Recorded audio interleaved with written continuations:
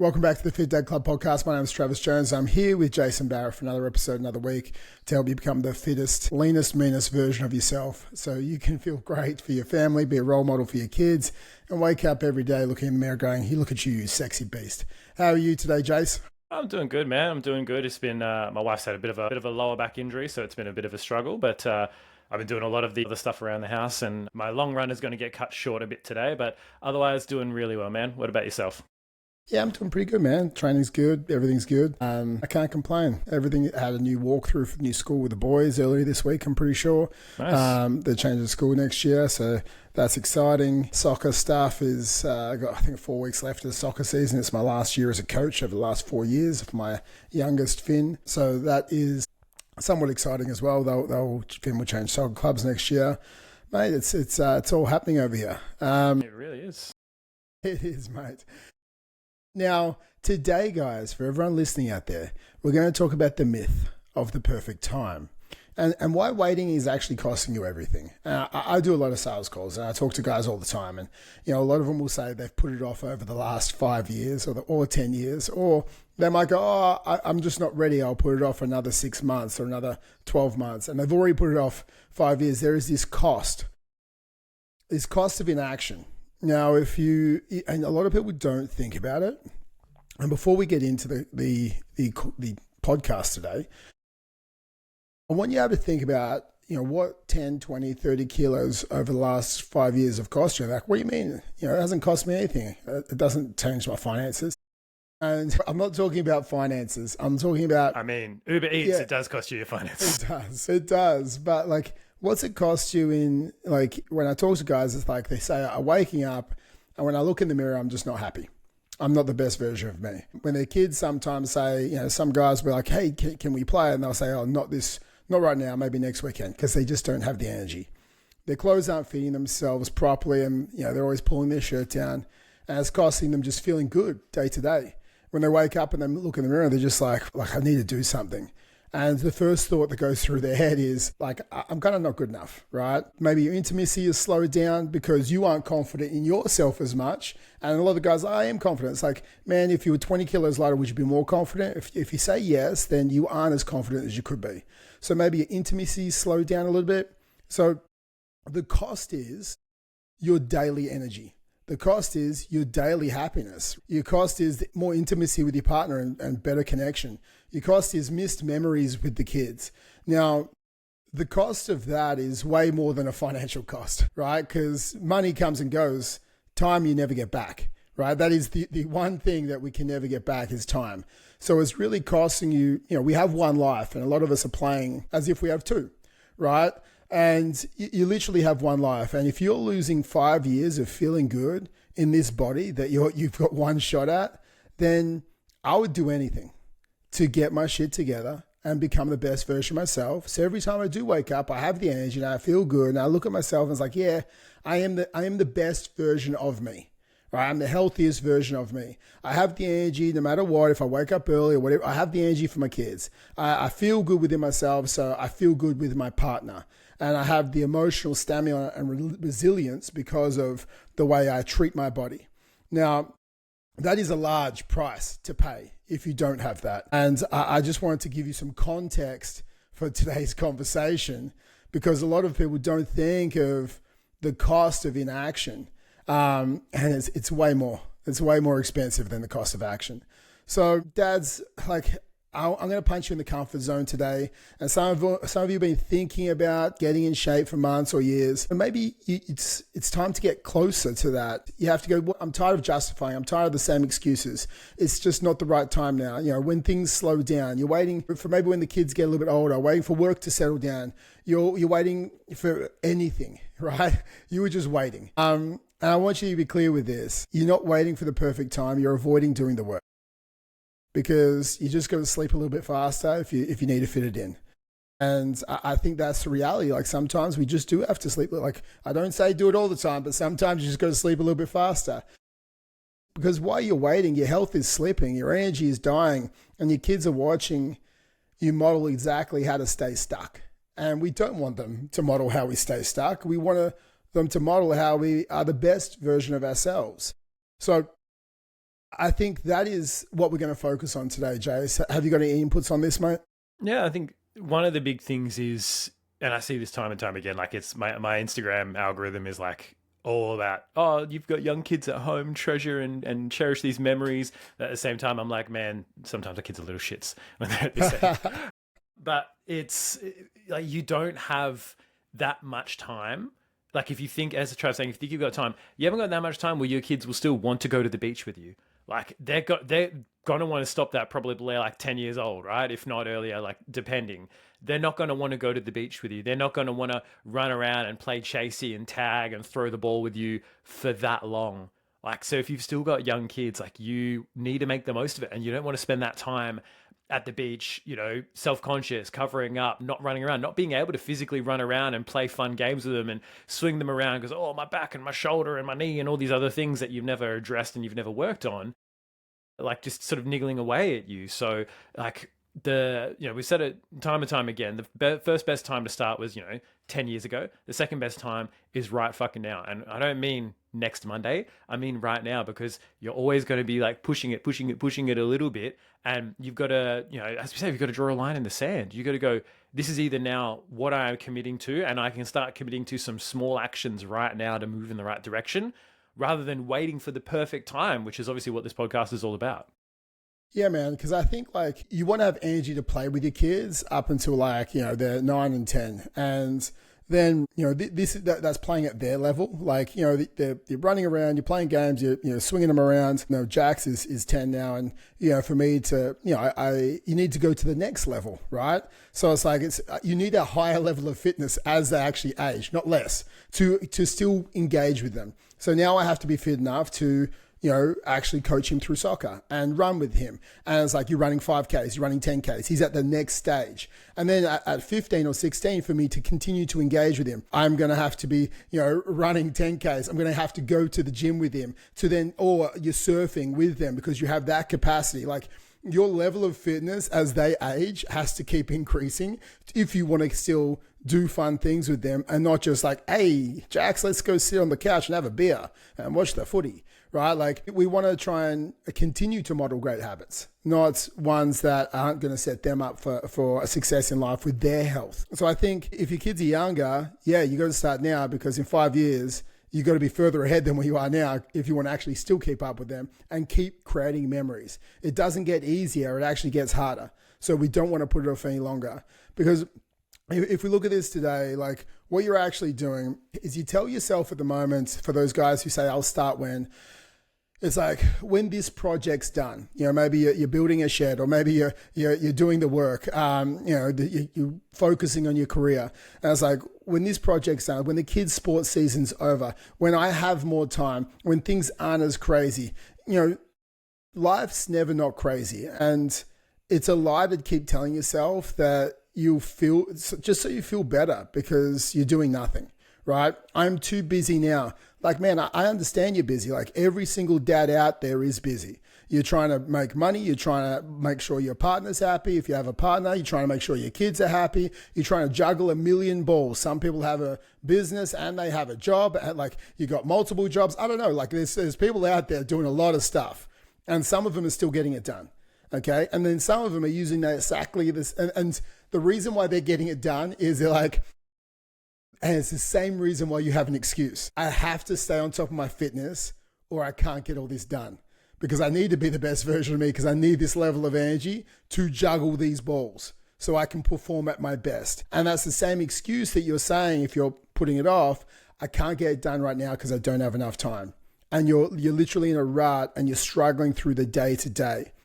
And if you keep your health as in the optional category, which we don't want, right? If work runs late, then training's the first thing you drop. And I had a new client yesterday jump on, Freddie, and I was talking to him. He starts work at 5:30 a.m. and he works till 5:30 p.m. So it's like big 12-hour days, and he's out laboring, right? And he's like, when do you think I should train? So I was like, well, personally, if what I think is you should probably train at 4:30, man. Like, that's what I would say. Because at the end of the day, you're tired. And he's like, yes. I'm like, do you think if you woke up half hour earlier and went to the gym on the way to work, do you think you'd be more tired? And he's like, I don't think so. I'm tired anyway. I was like, exactly. I'm tired enough. You can't get too much more tired. Yeah, exactly. So there's like a level of tired after when you're starting work at that early. It's, at 5:30 you're going to be tired either way. So it's like, do you think you can go to sleep half hour earlier? He's like, yeah, I can, because at the moment I'm just scrolling, like just trying to mindlessly numb myself before I go to sleep. I was like, okay, so our plan is, at 5:30, if you're training after work, you're going to find excuses. Your kids are going to be there. There's going to be a million reasons why you shouldn't train, and that's going to come up more often than not. So if you do it first thing before work, this is your time for you where the world hasn't come in on your day yet. You get to control that first 30 minutes. And we'll make it 30-minute training to start with, and we might extend it out to 45. But your job is for 3 days of the week to get to the gym and get that done. And that's the execution. So, we can do it first thing in the morning. It's not an option. If something's running late, he doesn't say no. He gets up and he gets it done, because nothing runs late at 4 o'clock in the morning. Trust me, right? Nothing runs late. There's nothing that goes on then.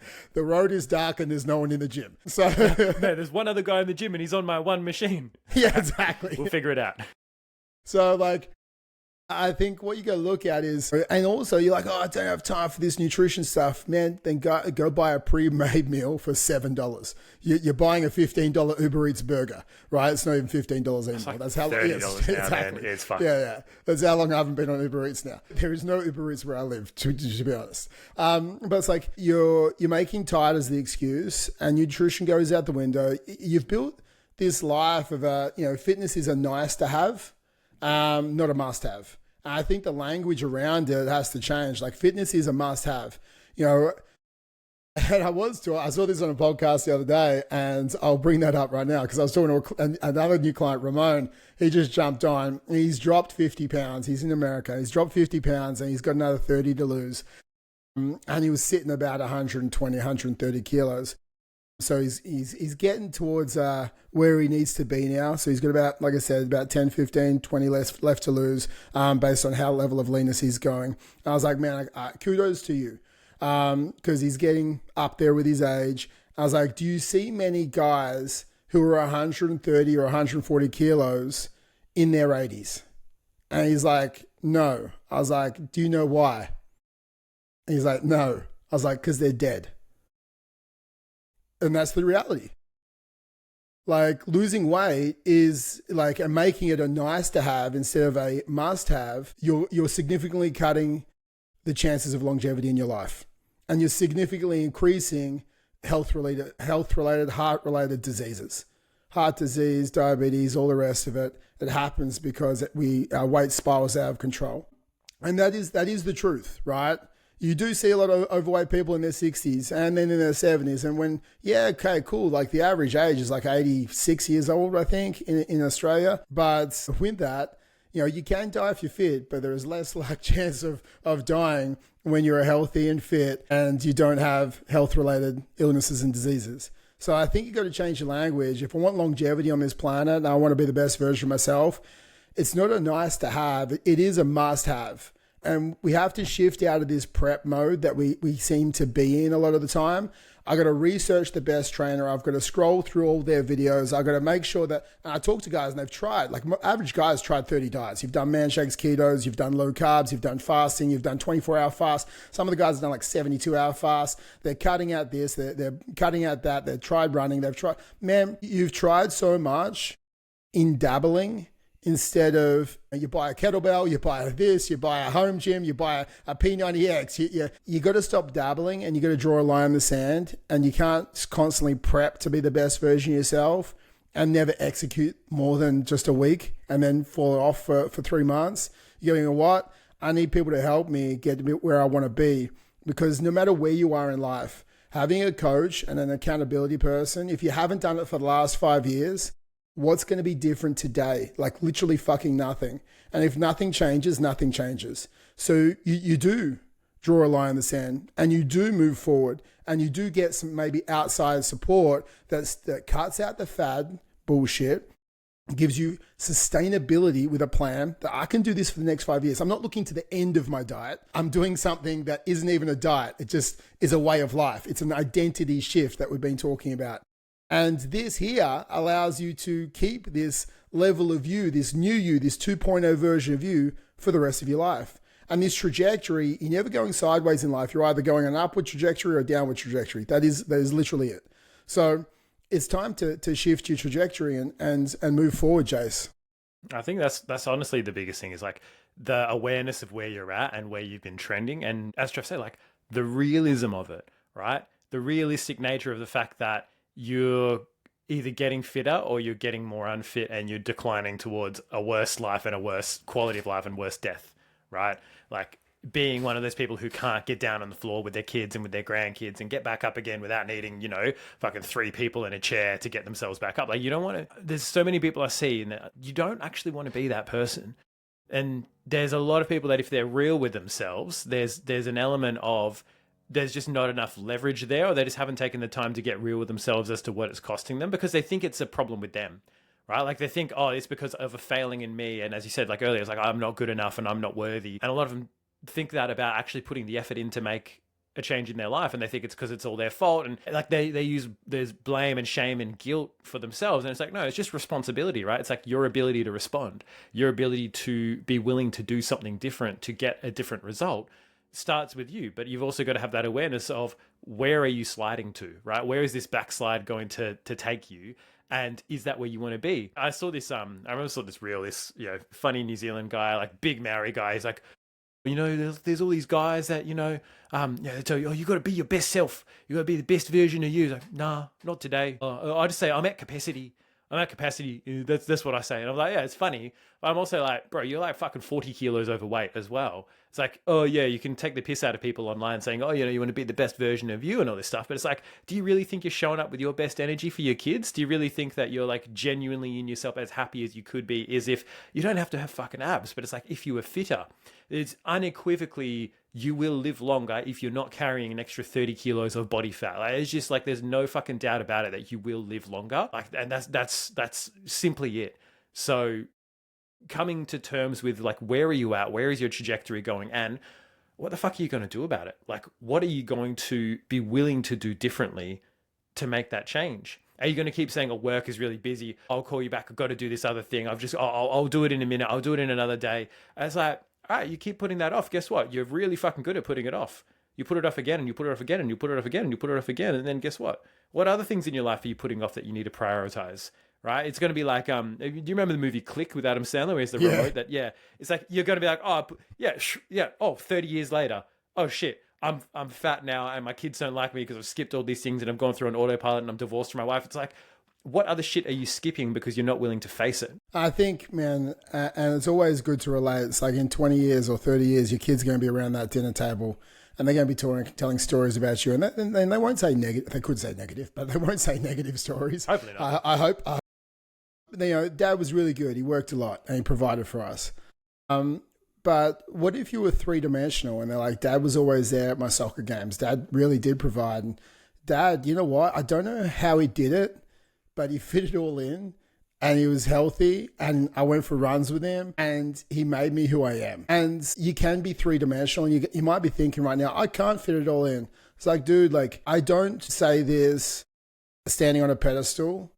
I say the fact because I've slipped in my life in every way. In relationships, I've slipped. In health, I've slipped. In business, I've slipped. I've made more money and lost more money than probably most people that are listening to this podcast. And that's reality, right? I can laugh about it because I've done it. I laugh through the pain. Yeah, I laugh through the pain. But like, I think like for me, yeah, man, I woke up at 3 o'clock this morning. I know I've got so many calls today and so many shit I got to fit in. And I've got soccer coaching with Jax and I want to watch him do that this afternoon. I woke up at 3.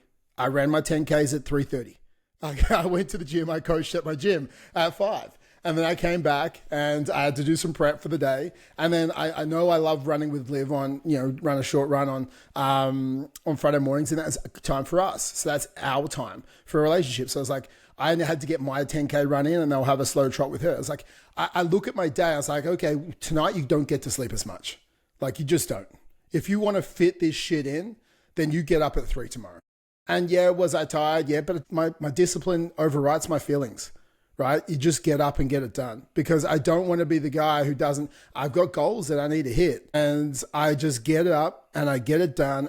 Don't worry about the feelings. And I think that doesn't happen overnight either. that happens over time. And I was the guy who would press snooze, and I was the guy who would say, no, I'm too busy. I was the guy that said work was more important, and work is important, but I've found a balance now where I can make the money I want to make and also have the life I want to have with my relationships and my kids. And it's trying my best to be that three-dimensional guy. And again, I'm still growing in my trajectory as all of you are, but I want this to be the 16.0 version of me. That's where I'm at the moment, where I just keep trying to evolve. And I think that is what we're trying to get at today. We can't put it off, because if you convince yourself that your life is going to magically get better and easier and you'll have abundance of time in a month's time, that is a lie. You know, if you haven't done it for the last 5 years, it's because you've been busy for the last 5 years. If the next month, in 30 days time, your life doesn't fucking magically become less busy, right? It will be busy for the next 5 years until you make it a priority. And like, this is the actual reality. Unless you stop lying to yourself, you're going to hide behind it and you're going to, I'm not that bad right now. Dude, stop comparing yourself to someone else's worst or your worst, right? Compare yourself to your best. That's what we compare ourselves to. Are you at your best? No. Do you need to be at your best for your family, for your kids, and for yourself to feel good each day? Yes. Okay, then draw a line in the sand. Let's get closer to our potential and take a couple of steps in the right direction.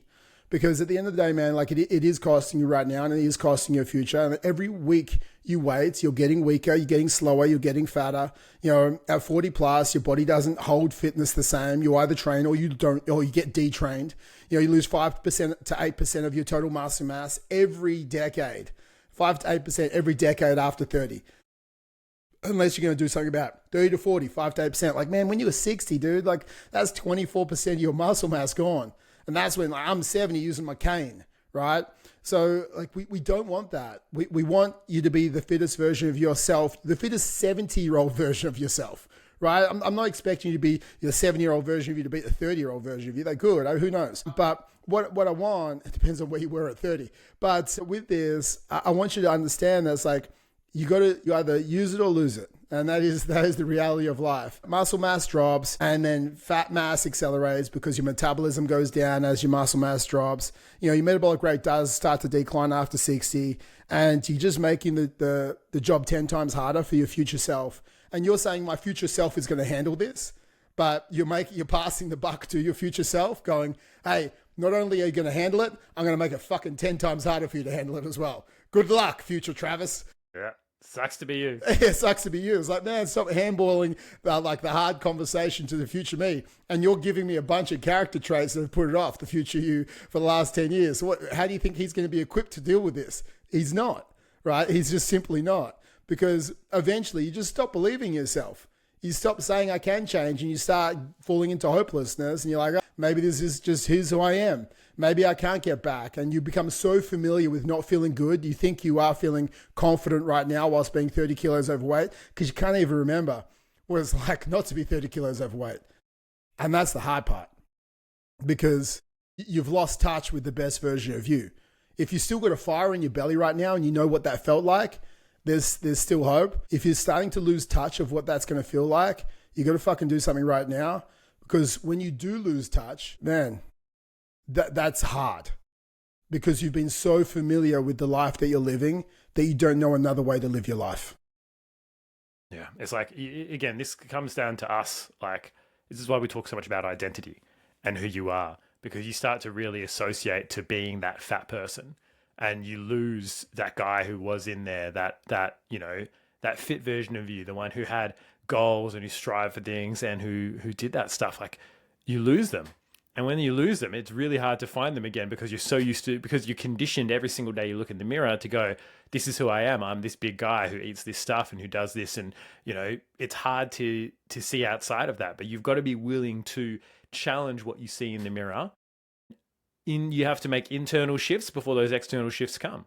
You've got to make that internal decision to go, no, this isn't who I'm going to be for the rest of my life. This is no longer who I am. I don't fucking recognize that person in the mirror. I don't subscribe to their bullshit, right? I'm, you know, it's like Michelangelo on the block of marble. You know, he was like, oh, how did you create this, you know, amazing masterpiece of Michelangelo? He's like, I just removed everything that wasn't him. It's not like I was like, oh, I'm going to fucking chisel the arms and I'm going to make that tiny little fucking dick with the balls and just, put the little leaf in front of it, whatever it was. It's like, no, it's just like I just removed everything that wasn't him. And so what a lot of you guys have to do, because this isn't who you are, it's just who you've been conditioned to be. But it's like, you've just got to remove everything that's not that best version of you that you really want to be. And it starts by looking in the mirror and going, nah, I don't accept this. Right? Because too many people, they hit that point of acceptance. So you got to say, no, I don't accept this. You got to be irrational and unreasonable and go, nah, this ain't me. I completely agree. I'm trying to remember the quote. It's like, you have to be, it's something along the lines with like, be kind to others, but harsh with yourself. Like it's something along those lines. Like, yeah.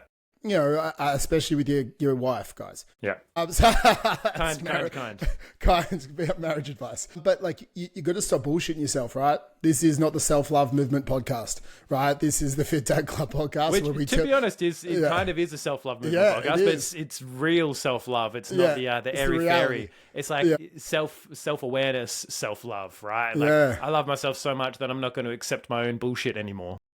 Yeah, man. I heard, I'm going to derail this just for a second. I heard a phrase that I'd never heard before. It was, and I was looking at it real, I sent it to Liv, and it was skinny privilege. I heard skinny privilege. Have you heard of skinny privilege before? I've vaguely heard of there's obviously the idea of like fat shaming and that kind of stuff. And the idea that, if you're good looking or skinny or whatever, then you get ahead better in life or whatever. Yeah, live longer? I don't know. Yeah, you just have more opportunity for promotion because you're not fucking dead. Exactly. But no, like they were talking about skinny privilege. And if you want to lose weight, then you are actually the problem with skinny privilege, when you should accept yourself with where you're at the moment. And I'm not saying you shouldn't accept yourself, guys. Like if you're 30 kilos overweight, it's like accept the fact that you did this to yourself and accept the fact that you can undo it. Because like I think you do have to, you can't like lie to yourself. I'm not overweight. It's like, dude, like there is literally a number, there is a BMI, and for most people who aren't muscular, that BMI runs true, right? So it's like, okay, yeah, I'm overweight at the moment. If you're a guy and you're above 20% body fat, cool, we got to do something. We want to get that body fat down and accept the fact that you have to make changes. That's what you actually have to accept. And the fact that, people who are lean do have a privilege, but they actually fought for that privilege with discipline and work ethic. Just like people who are higher up in the corporate ladder, they have a privilege of making more money because they put the fucking work in for a long period of time to work themselves up the ladder. Like that is not a privilege, that is work ethic. I'd never heard that before, but now they're literally creating up terminology to justify the fact of why you shouldn't lose weight, because then you're creating you're further creating the problem of skinny privilege. And I was like, wow, the world has swung so far onto one side, like with this conversation, that it's crazy. And guys, there is 100% a privilege of being healthy. The privilege is feeling great within your skin. Feeling good that you can run with your kids, and man, like when you are fitter, you do make more money. Like it just happens, right? Like, and when you walk, do you know why? Because you feel more confident. And you know what? People want to do business with people who are confident. People look at you and your body is the first business card that you have. Like before they see you, if you're 30, 40, 50 kilos overweight, I don't care. Oh, no, people judge people. We're human beings. Right? There is not a person out there that doesn't have some thought about someone before they open their mouth. And it is a bit about discipline, right? This guy is controlling himself. He knows what he's doing. He's walking with a bit of confidence. He's got a bit of swagger in his step. And I think that oozes out. You live at a different frequency and a different aura. And I think what we're getting to is like, it's costing you way more than you actually think. And the perfect time is never coming. And that's the harsh truth, because I want to save you a decade. There is absolutely no perfect time. There is no magic window where life becomes smooth enough so you finally get your shit together. The only thing that changes is the fact that you either start in chaos or you get stuck forever. And you have to just make that decision, because if you start in chaos and then you do get the wind in your favor, then it's so much easier when you do have that wind behind you, behind your back, and you're running with momentum. And there's a difference. The men who actually choose to change and the men who don't, they accept the chaos, right? And they move anyway. And that's what I want you to do, If you're thinking it's not the right time, I want you to then go, no, what? Like, there is no right time, and I will accept the chaos, and I will do the minimal viable effort. And that's what it is. Minimal viable effort to move my trajectory in the right direction. And if you can't train, then you walk. If you can't walk, then you eat well. You stay accountable to someone, right? You know, even in the busiest seasons, like guys, I have some of my guys have to do steps and that's their focus. Or some of my guys, we're talking about, like, I think the other day, it's like, you know, I can't get to the gym for the next 2 weeks. Okay, you got to do 4 exercise snacks throughout the day. They're like, what's an exercise snacks? It's like, literally you do 10 push-ups, 10 squats. You do that 5 times a day or 6 times a day. Or you do it 10 times a day. I gave one of my guys. I'm like, that means at the end of the day, you do 100 squats and 100 push-ups, man. That's going to help with your metabolism. That's going to help stay focused mentally on your health and fitness. That's going to help with your nutrition choices because you're still doing the little thing that it gives you the identity that I am a fit dad. And that means I make fit choices. And exercise snacks, there has been studies about this that does help you get in shape because it is increasing your calorie burn. And it's like, if all you can do is exercise snack, okay, and you do that on the hour, every hour for 10 hours, oh, people will look at me weird because I'm doing 10 squats and 10 push-ups at work. It's like, man, people will look at you weird anyway. It's like, so yeah. It's like embrace people just embrace it. People are going to judge you. They'll judge you for being 40 kilos overweight. They'll judge you for being fit. Like, they'll judge you for whatever you eat. They'll judge you for your skin. They'll judge you for your accent. They'll judge you for your intellect. Like, people fucking judge. Unfortunately, that is life. So I need you to stop caring about what anyone thinks and care about what's the best thing for you. And no one's going to fire you for doing 10 squats and 10 push-ups on the hour every hour. One of my guys, man, he couldn't get his steps in. I was like, I need you to buy a walking pad. So he's like, I don't know, like no one else has a walking pad in my office. So I just do it, see what happens. See what happens. And like he's all of a sudden, he starts crushing 10,000 steps a day every day. And he's actually more productive at work because motion equals emotion. So mentally he's more on fire and he's doing better at work. And his boss is like, man, where'd you get this? Maybe I'm going to get this for other people. I was like, nah, hold on.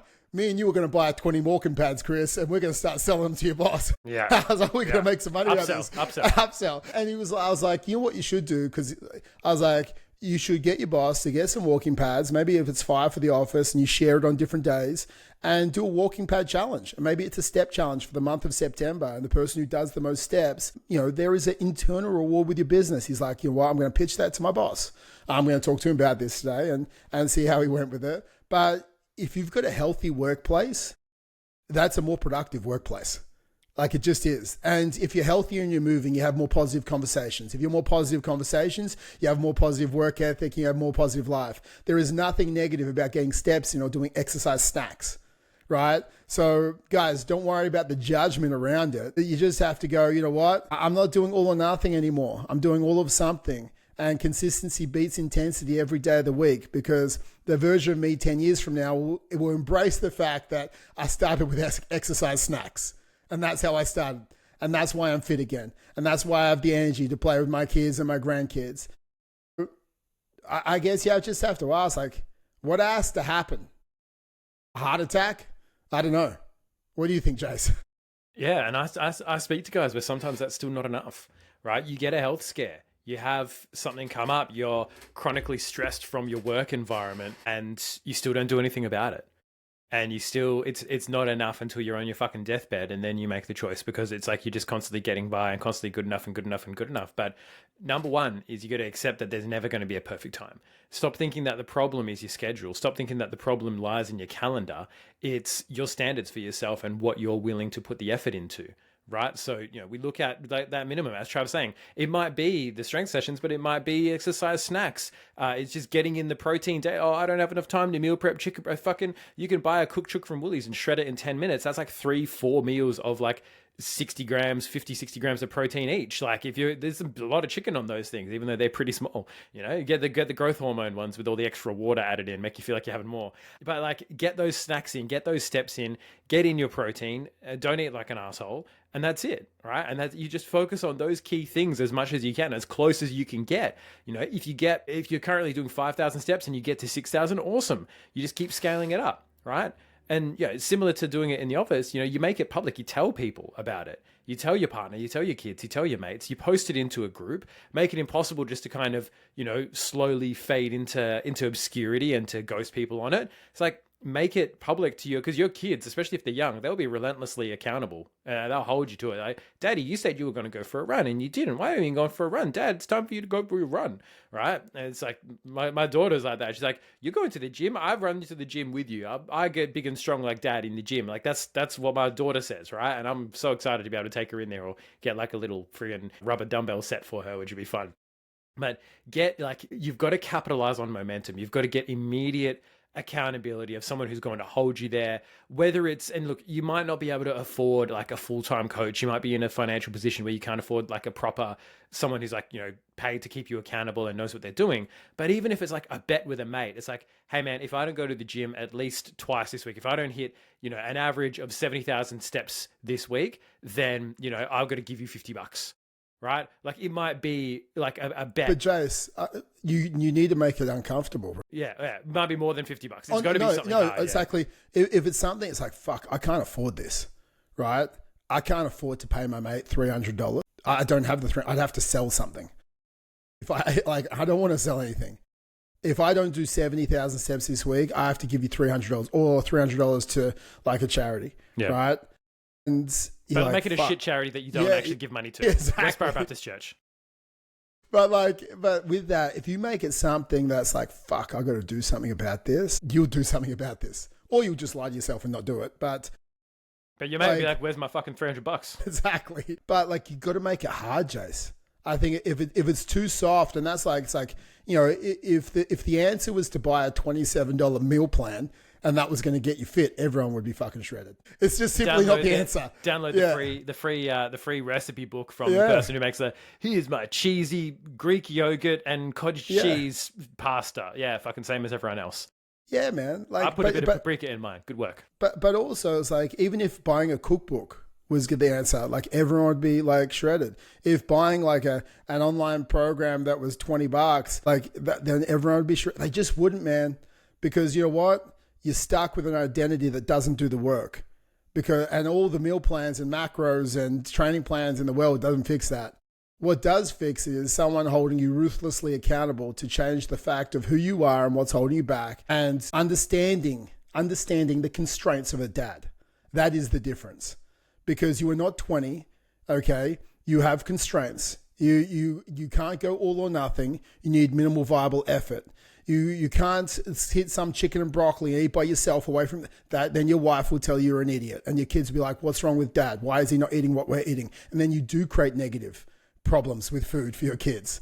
You need education from someone who can teach you flexible nutrition so you can still get the results. You need someone who will increase momentum and motivation and fast track your results so you're 6 to 8 kilos down the first 30 days with minimal effort. That's what you need, because then all of a sudden your belief in yourself increases. You do need ruthlessness with ownership, honesty, and accountability. Okay? And none of that is a fucking meal plan, right? None of it, right? Like it is a conversation where, you know, I'm talking to this guy this Friday. He can see all my stats. He knows if I'm lying or not. And then if I didn't do it, he's going to shine the light on the areas I need to improve. I'm going to pull the triggers out that have held me back, and he's going to help coach me through these obstacles that I face, because enough is enough. I haven't felt good for 5 years, and I need him to pull me out. Like, he'll reach out and grab my hand and he'll rip me out of this hole that I'm currently stuck in. And that's why we stack these wins, Jace. It's why we make it like, it needs to hurt your pocket a little bit, as far as like, I'm committing to this. I'm going to pay attention to this. When you pay money, you pay attention, right? That's literally how it works, right? When you buy a new car, do you look after the car more? Yeah, of course. Why? Because you fucking paid more money for that car. It's just how it is. When you pay money, you pay attention and you take it seriously. And we need you to take your health seriously, because you have one life, and we don't want you to have health-related illnesses. We want you to have longevity. We want you to have a good quality of life. So guys, today is just a wake-up call. You know, if you're waiting for the right time, you're waiting for the perfect time, like, while you wait, you're just getting softer, you're getting slower, you're getting more tired. And the gap between who you are and the man you want to be just keeps getting wider. It keeps expanding. And the further it expands, the harder it is. Every day is a vote to stay the same. It's a vote for the lesser version of you. We need to start voting and acting as if that we're the man who's voting for the best version of us. And if you're waiting for a sign, like this is it, this podcast, this conversation, this sentence right now, this is your sign. The sign of do something. Start small, start winning, stop planning, stop waiting. Just start doing. And stop convincing yourself that the stars need to align and start in chaos. Because you're either moving forwards or you're sliding backwards. There is no staying still in life. And if you do need help, go to fit-dad.club, book a call with us. We'll jump on the call. We'll build you out a game plan. You can take that game plan if you don't want to do it with us, okay? Or you can do it with us. And we will ruthlessly help you lift your standards and hold the line. Because doing things together, it makes it easier. Go fast, go alone, you break shit. Go far, go together. And that's what we do. We go far and we go together. We don't get you 5 kilos off and then in 6 months you're 10 kilos heavier like you've done for the last 10 years. Like we go far, we go together, we change your identity and we change your life. So go to fit-dad.club, book a call and let's have a conversation to actually change your life. Yeah. Looking forward to speaking to you guys then. Otherwise, I'm looking forward to seeing all the tag us. If you need accountability, tag us on Instagram. Go Fit Dad Club. This is me starting. We'll fucking follow you up. We'll go, hey, bro, you said you were starting. How's your first week going? If we hear ... we'll send you a link to book in a call because you need, obviously, a little bit more help. Exactly. Have a good week, guys. Until next week, that is the Fit Dad Club podcast. Start now. Do not press pause, okay? And just get into it. And even if you have to start with the exercise snacks, that is the minimal viable standard to get you going in the right direction.